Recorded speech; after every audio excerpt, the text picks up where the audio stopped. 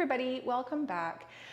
Today I wanted to kind of break down a yoga posture that I often see going awry, but also it's an opportunity to work on some leg strengthening, some spinal awareness, a little bit of gentle core work, and balance. So definitely have a surface underneath you that is going to be grippy so that you're not going to feel unstable. I really recommend a hard surface with a mat, like a yoga mat. Too plush of a surface can make the balancing a little harder.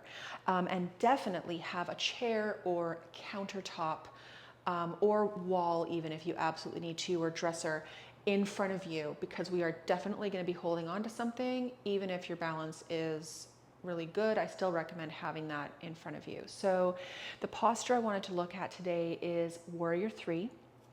So I'm going to show you sort of what Warrior 3 is meant to look like. And I'm going to show you what often happens and the cue that is typically given in a yoga class. And then we're going to look at how we can improve this position, in particular, getting into it well in the first place so that you don't have to fix it after the fact. So Warrior 3 is where we're going to be standing on one leg. The other leg is just hovering, the toes stay neutral, and we start to hinge at the hips over the standing leg.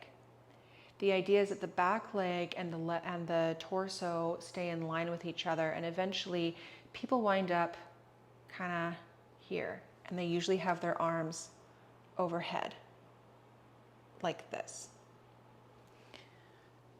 Now, what often happens when people do this, I'm going to face this way so that you can maybe kind of see, is as they go forward, they start to turn out like this. And the foot is kind of pointing off on an angle, and then they're given the cue to square their hips to the front of the mat. Okay? Which, yes, that is a way that you can move through the hip, but it's a lot of work to be balancing on that leg, being in one position and trying to move to another. And it can be sort of an opening a door to an injury kind of situation. So what I prefer to have people do is do as small of a Warrior 3 as necessary in order to just move well into it in the first place. So this is where the chair is going to come involved. Oh, and a book. So you can take a book, you're going to put it on the floor,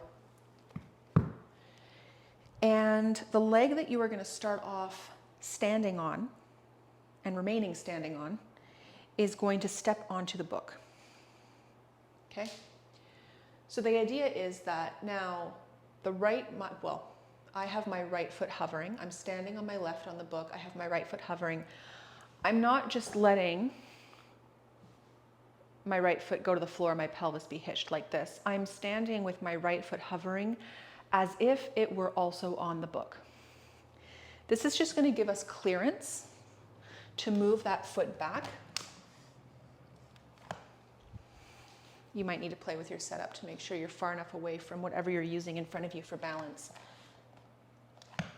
Okay, so right foot is hovering. You can have your hands at your hip crease, or one of them at least.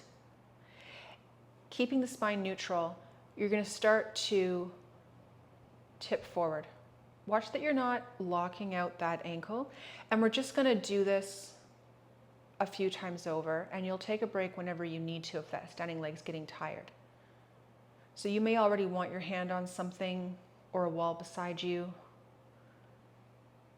Okay, and we're just doing the movement really small where you don't lose that integrity and your foot remains pointing towards the floor.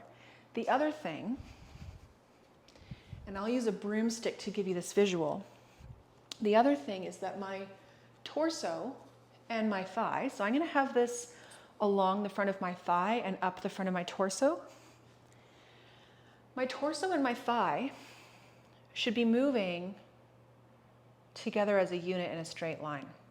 So if I start to send my leg too far back and I lose contact with the stick, I've now got a bow kind of shape from my torso through to the back leg. Or maybe I lose contact with my leg because my torso or I wouldn't lose contact with my leg. I would feel that stick pushing into my thigh if my torso is trying to bend more than my back leg is moving out. So if you have something like a broomstick, you can use that to give you a cue of whether or not you're keeping that leg in line with the torso. And you may get to the point where you're coming far enough forward that you want to have your hands on the back of the seat, just to take a little bit of that load off of the standing leg. Okay, so now let's try the other side. So you're going to move the book over. The right leg is now going to stand on that book. The left is going to hover. We're going to have at least our right hand at the hip crease so that we can feel ourselves hinging, like we're sandwiching our fingers between our thigh and our lower abdomen.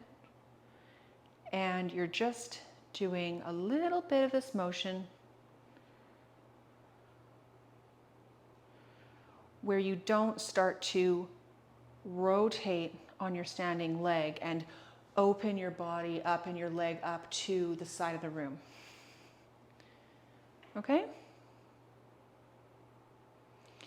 So that is how I tend to workshop Warrior 3 with people, try to teach them how to move into it well so that the journey is done well versus just hustling through and then fixing it when you get there, making it prettier when you get there.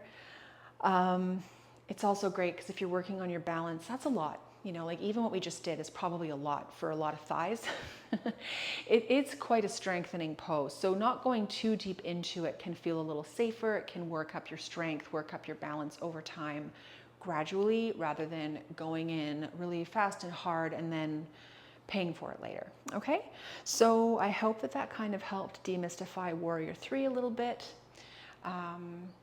And just things to keep in mind as you go into your life doing your regular yoga practice. If that's something that you do, you can just kind of watch for that as you go. Okay, I will see you next week.